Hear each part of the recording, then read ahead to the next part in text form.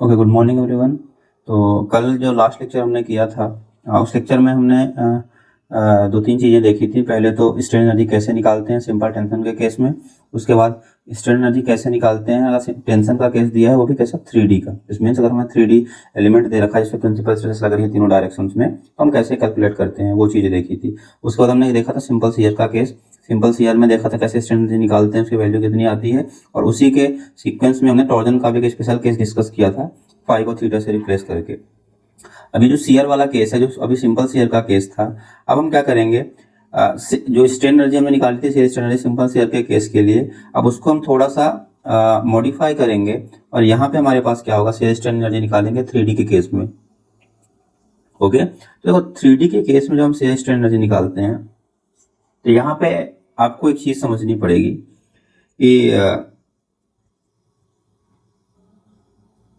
Shear strain energy को ही हम क्या बोलते हैं, डिस्टॉर्शन एनर्जी भी बोलते हैं। अब देखो डिस्टॉर्शन एनर्जी का मतलब, डिस्टॉर्शन क्या होता है?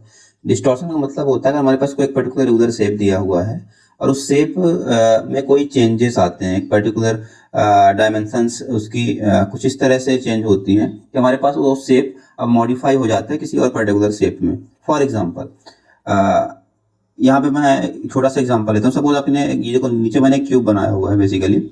तो अगर आपने क्यूब में डायमेंशंस का चेंजेस कुछ इस तरह से किए कि अब वो क्यूब नहीं रह गया, ठीक है, आपने डायमेंशंस में कुछ इस तरह से चेंजेस किए कि अब वो क्यूब नहीं रह गया, कुछ रेक्टेंगुलर का कोई 3D पार्ट बन गया, या फिर आपने इस तरह से स्ट्रेसेस लगाए कि और कुछ पार्ट में कन्वर्ट हो गया, तो हम बोलते हैं कि उसके शेप में चेंज आ गया, इसको बोलते हैं डिस्टॉर्शन। ठीक है, तो उसी को हम समझेंगे कि कैसे हो रहा है। ठीक है, अब यहाँ पे हमने हेल्प ली है क्या, वॉल्यूमेट्रिक स्ट्रेन की।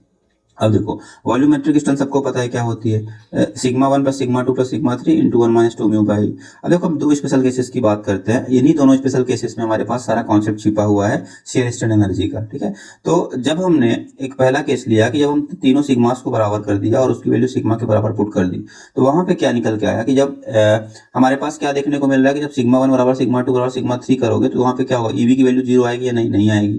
ठीक है, मतलब हमारे पास क्या होगा, यहाँ पे सिग्मास को इक्वल करने के टाइम पे हमारे पास ईवी की somewhat value will always get. अब ईवी क्या होता है, change in volume by original volume. This means volume में चेंज तो पक्का है कि आएगा अगर आपने सिग्मास को बराबर कर दिया है। ठीक है, तो अब यहाँ पे वॉल्यूम में चेंज आ रहा है, ध्यान से सुनना, वॉल्यूम में चेंज आना और डिस्टॉर्शन होना बोथ आर डिफरेंट थिंग। ठीक है, यहाँ पे केवल वॉल्यूम में चेंज आ रहा है। और दूसरा केस देखो, जब sigma 1 plus sigma 2 plus sigma 3 equal to 0 कर दिया तो हमारे पास ईवी कितना हो गया, 0 हो गया, क्योंकि यहाँ पे आपके पास न्यूमरेटर 0 हो जा रहा है। दिस मींस वॉल्यूम में चेंज कुछ नहीं आया। अब वॉल्यूम में चेंज नहीं आया, लेकिन आपने जो स्ट्रेसेस अप्लाई करी है वो इस तरह से अप्लाई की हुई है कि हमारे पास उनका जो नेट समेशन है sigma 1 plus sigma 2 plus sigma 3 का, वो 0 है। दिस मींस आपने स्ट्रेस तो अप्लाई की हुई है अपने एलिमेंट पे, लेकिन वहां पे क्या हो रहा है, वॉल्यूम में चेंज 0 हो रहा है। अगर वॉल्यूम में चेंज 0 हो रहा है तो मतलब क्या हो रहा होगा, स्ट्रेसेस अपने आप को कुछ इस तरह से अरेंज कर रही होंगी कि उनका नेट समेशन तो 0 हो रहा है, जिसकी वजह से वॉल्यूमेट्रिक स्ट्रेन 0 हो रही है। But because of this combination of stress, अब यहाँ पे क्या होगा, शेप में चेंज आ गया, बोलो शेप में डिस्टॉर्शन होगा, या बोलो अब शेप उस तरह का नहीं रह जाएगा जिस तरह का पहले था, या बोलो क्यूब है तब क्यूब नहीं रह जाएगा। उसके लिए मैंने आपको यहाँ पे डायग्राम दिखाया है। अब सपोज आपने किसी भी एलिमेंट पे सिग्मा 1 सिग्मा 2 और sigma 3 stresses, principal stresses apply करी तीनों डायरेक्शंस में। अब देखो ये जो आपने जो स्ट्रेसेस अप्लाई करी प्रिंसिपल स्ट्रेसेस, इसको हम दो पार्ट्स में डिवाइड कर सकते हैं। एक पार्ट क्या कर रहा होगा, इस क्यूब एलिमेंट पे हमने क्या किया, तीनों डायरेक्शन में इक्वल स्ट्रेसेस अप्लाई कर दी, जो कि आपका पहला केस था। तो अब ये जो इक्वल स्ट्रेसेस आपने तीनों डायरेक्शंस में अप्लाई किए, इसकी वजह से क्या हो रहा होगा, इस क्यूब का वॉल्यूम तो चेंज हो रहा होगा। वॉल्यूम चेंज होने का मतलब क्या है, अगर सपोज 3x3x3 का क्यूब था तो वो क्या हो जाएगा, 4x4x4 का क्यूब हो जाएगा। अगर कंप्रेसिव नेचर का होगा तो 2x2x2 का क्यूब हो जाएगा। बट क्यूब क्यूब ही रहेगा, क्यूब किसी रेक्टेंगुलर शेप में, किसी डिस्क शेप में, किसी सिलेंड्रिकल शेप में कन्वर्ट नहीं होने वाला। Cube still will remain cube. और दूसरा केस क्या है, आपने आपने जो सिग्मास तीनों, अगर देखो जब भी आप इक्वल सिग्मास अप्लाई करोगे तीनों डायरेक्शंस में तो शेप में डिस्टॉर्शन नहीं होगा, केवल वॉल्यूम चेंज होगा। ये हमेशा याद रख लेना। ठीक है, आप चाहे फ्लूइड के एलिमेंट लो या कोई भी सॉलिड का एलिमेंट लो, बात दोनों के केसेस में सेम ही रहेगी। ठीक है, और दूसरा केस क्या है, आपने सिग्मास को कुछ इस तरह से लगाया जिसकी वजह से उसका वॉल्यूम तो चेंज नहीं हुआ। दिस मींस अब क्या था, आपके पास वॉल्यूम वही रह गया, लेकिन आपने स्ट्रेसेस इस तरह से अलाइन कराई, सिग्मा 1 सिग्मा 2 और सिग्मा 3, तो net change in volume is 0। But अब यहाँ पे क्या है, क्यूब का शेप चेंज हो गया। दिस मींस अब क्यूब क्यूब नहीं रहा, क्यूब रेक्टेंगुलर किसी फॉर्म में कन्वर्ट हो गया, मतलब आप ऐसा समझो कि अगर लेंथ ब्रीथ और हाइट हमारे पास 3/3/3 की थी, तो अब ये आप तीनों इस तरह से अरेंज हो कि अब 3/2/1 का हो गया, या बोलो 6/2/1 का हो गया, मतलब कुछ इस तरह से आपका अरेंज होगा कि वो क्यूब क्यूब के शेप का नहीं रहेगा, ठीक है। बट उसमें नेट स्ट्रेसेस जो का समेशन आएगा वो 0 होगा, but cube will now transforming to some other geometrical shape, it will not remain a cube. इसी को क्या बोला जाता है? डिस्टॉर्शन बोला जाता है। Whenever some element is not in the same form, या बोलो कि in same geometrical form, it is changing its geometrical form, या बोलो क्यूब से रेक्टेंगल बन गया, रेक्टेंगुलर फॉर्म के 3D स्ट्रक्चर में बन गया, आपके पास किसी बार के फॉर्म में कन्वर्ट हो रहा है because of the application of 3D stresses. तो अगर उसके पास ज्योमेट्रिकल चेंजेस हो रहे हैं जिसमें कि वो क्यूब उसके रेक्टेंगल बन जा रहा है, रेक्टेंगुलर फॉर्म में कन्वर्ट हो जा रहा है, किसी और शेप में कन्वर्ट हो जा रहा है, तब हम वहां पे बोलते हैं distortion in of the shape हो रहा है, ठीक है। वो किस केस में आता है? सेकंड केस में, ठीक है। तो इसको ध्यान में रखना, ठीक है। क्यूब का शेप चेंज हो जाएगा, वो अब 4x4x4 का क्यूब नहीं होगा जब सेकंड केस आप अप्लाई करोगे, क्योंकि वॉल्यूम अदरवाइज चेंज हो जाएगा, तो वॉल्यूम का चेंज नहीं कराना है हमें। यहाँ पे क्या होगा? आपका क्यूब में डिस्टॉर्शन होगा, वो किसी अलग शेप में कन्वर्ट हो जाएगा जो कि ना अब क्यूब नहीं रहेगा। तो सेम चीज मैंने यहाँ पे लिखी हुई है। जो टोटल स्ट्रेन एनर्जी आप मटेरियल पे अप्लाई करते हो वो 2 पार्ट में डिवाइड हो जाती है।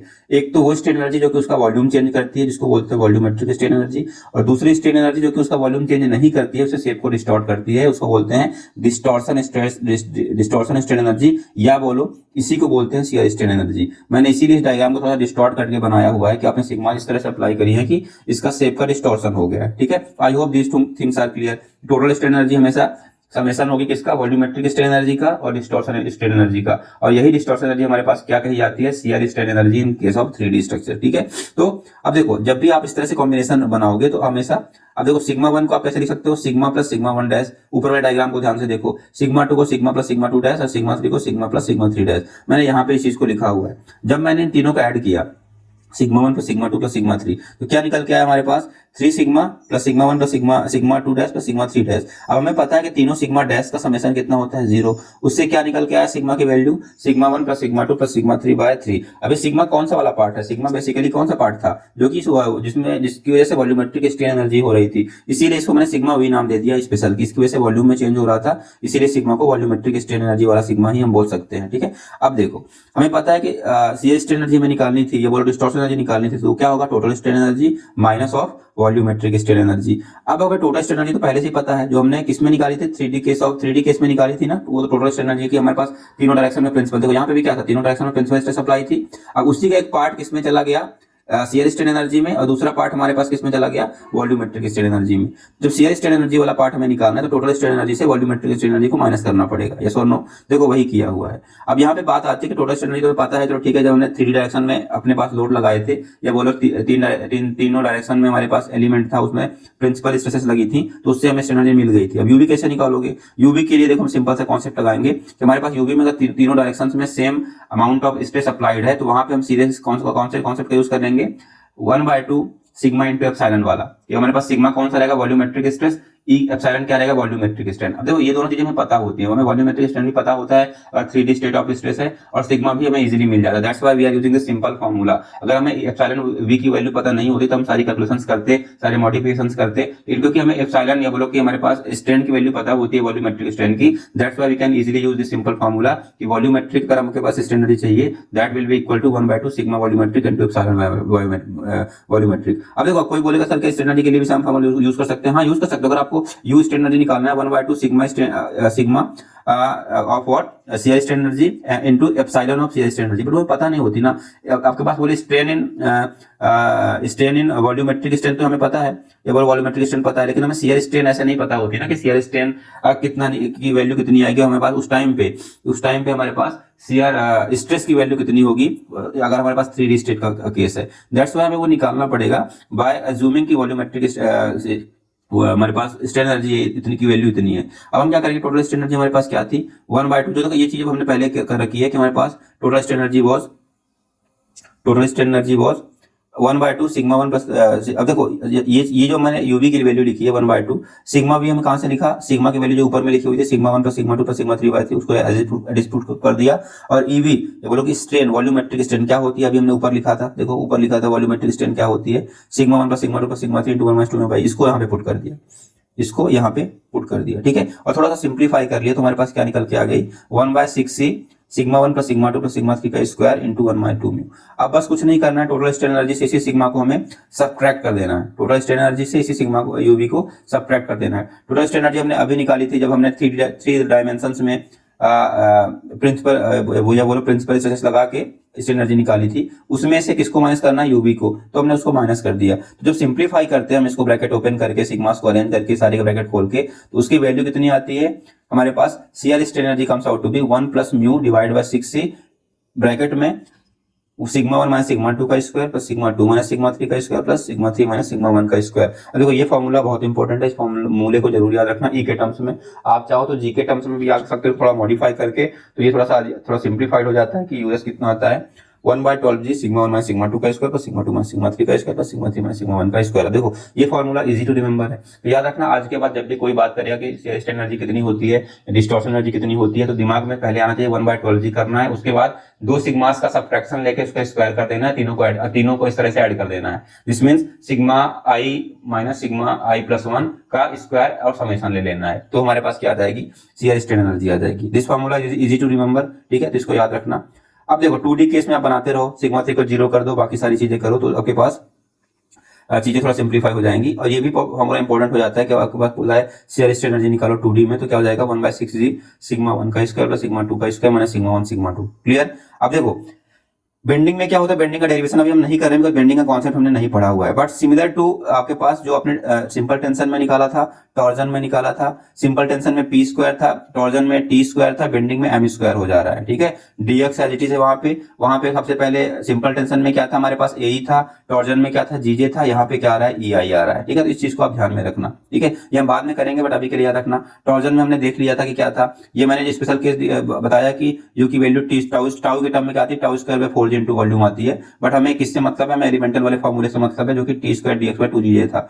अब देखो सिंपल सीआर में तो हमने देख ही लिया था क्या आ रही वैल्यू, सिंपल टेंशन है इसीलिए मैंने इसको लिख दिया है। अब देखो यहाँ पे तीन चीजें आई, एक तो ईए आई सिंपल टेंशन से, जीजे आया टॉर्जन से, ई आई कहां से आया हमारे पास, ई आई कहां आया फ्लैक्चुअल ये बेंडिंग वाले में। तो इन तीनों को स्पेशल नाम दिया गया है। कभी कभी आपसे एग्जाम में ये भी पूछता है कि find out the axial rigidity. अब आपको पता नहीं कि एक्सियल रिजिडिटी होती क्या है, तो आप कहां से वैल्यू निकालोगे, बाकी सब डाटा आपको दिया रहेगा। तो एक्सियल रिजिडिटी क्या होता है, ई इंटू ए, टॉर्जनल रिजिडिटी क्या होता है, जी इंटू जे, फ्लैक्चुअल रिजिडिटी क्या होता है, ई इंटू आई, ठीक है। ये तीनों टर्म फॉर्मूलेज में ऑलरेडी हैं, इसको नाम भी याद रखना कि किसको क्या बोलते हैं, because these are asked so many times in the examination. अब इसके बाद हम थोड़ा सा डिस्कस कर लेते हैं strain energy due to suddenly applied load. अब देखो यहाँ पे क्या होगा, जब आप सडनली अप्लाइड लोड कर, अभी तक क्या था, हमने जो लोड अप्लाई किया था वो क्या था, ग्रेजुअली अप्लाई किया था। अब यहाँ पे हम क्या करेंगे, हम लोड सडनली अप्लाई करेंगे। जब आप सडनली अप्लाई लोड करते हो तो लोड 0 से लेकर P तक वेरी नहीं करता। लोड क्या करता है, जैसे आपने अप्लाई किया वो लोड उसी मोमेंट पे उतने ही मैग्नीट्यूड का उस मटेरियल पे लगने लगता है। This means the load will be P through out the strain of the material. इसीलिए मैंने जो प्लॉट बनाया है उसमें P कांस्टेंट बनाया है मैंने कि 0 से लेके आपके पास डेल्टा डिफॉर्मेशन तक लोड P ही एक्ट कर रहा है। तो अगर आप स्ट्रेन एनर्जी निकालते हो तो क्या होता है, वर्क डन होता है। अगर आप वर्क डन निकाल रहे हो तो वर्क डन क्या होता है, average load into deformation. But यहाँ पे अगर आप एवरेज लोड निकालोगे तो क्या आएगा, P से लेके P तक ही तो जा रहा है डिफॉर्मेशन के लिए, तो P प्लस P/2 कितना आएगा, P ही आएगा। दैट्स व्हाई मैंने यहाँ पे स्ट्रेन एनर्जी क्या लिखी है, P इंटू डेल्टा रखी है, ठीक है। This is the strain energy in case of suddenly applied load, P into deformation. अब क्या होता है, अगर हमने ग्रेजुअली अप्लाई किया है लोड, सपोज W मैग्नीट्यूड का, यहाँ पे मैंने P लगाया, सपोज मैंने अज्यूम किया कि मैंने W लोड लगाया, ग्रेजुअली अप्लाई किया, तो वहां पे स्ट्रेन एनर्जी कितनी आती थी, 1/2 W इंटू डेल्टा, ठीक है। तो वहां पे W 1/2, तो वहां पे लोड क्या था, ग्रेजुअली अप्लाई हो रहा था, इसीलिए W डेल्टा बाय 2 आ रहा था। अगर मैं इन दोनों स्ट्रेन एनर्जी को कंपेयर करूं, फॉर एन एग्जांपल, क्यों कंपेयर कर रहा हूं, क्योंकि मुझे निकालना है कि स्ट्रेस क्या होगी अगर मैं इस केस को ले रहा हूं जो सडनली अप्लाइड लोड कर रहा हूं, और दूसरे केस में जब मैं ग्रेजुअली अप्लाइड लोड किया है। तो अगर मैंने जो W को ग्रेजुअली अप्लाई किया है उसको मैं ग्रेजुअली ना करके सडनली करूंगा तो स्ट्रेस की वैल्यू क्या आ जाएगी वो देखने के लिए। तो पहले केस में एनर्जी कितनी थी, P डेल्टा, दूसरे में क्या थी, 1/2 W इंटू डेल्टा। अब फॉर एन एग्जांपल मैं जूम कर लेता हूं कि दोनों केस में स्ट्रेन एनर्जी सेम है, ठीक है। अगर स्ट्रेन एनर्जी सेम होगी तो फॉर द सेम डिफॉर्मेशन, देखो स्ट्रेन एनर्जी सेम होने का मतलब हमने सेम डिफॉर्मेशन पे देखा कि हमारे पास क्या चीजें निकल के आ रही हैं, ठीक है। तो अगर मैंने स्ट्रेन एनर्जी को दोनों को इक्वेट कर दिया तो क्या निकल के आया, P delta equal to W delta by 2। तो P कितना निकल के आया, W/2। मतलब जो आप लोड सडनली अप्लाई कर रहे हो बेसिकली वो ग्रेजुअली अप्लाई लोड का क्या आ रहा है, by 2 आ रहा है टाइम, अगर आपने स्ट्रेन एनर्जी को इक्वेट किया है तब, ठीक है। स्ट्रेन एनर्जी बराबर रखनी है आपको, जो P लगाना है कितना आना चाहिए, जो ग्रेजुअली अप्लाइड लोड लगाया है उसका by 2 आना चाहिए, तब जाके हमारे पास स्ट्रेन एनर्जी बराबर होंगी।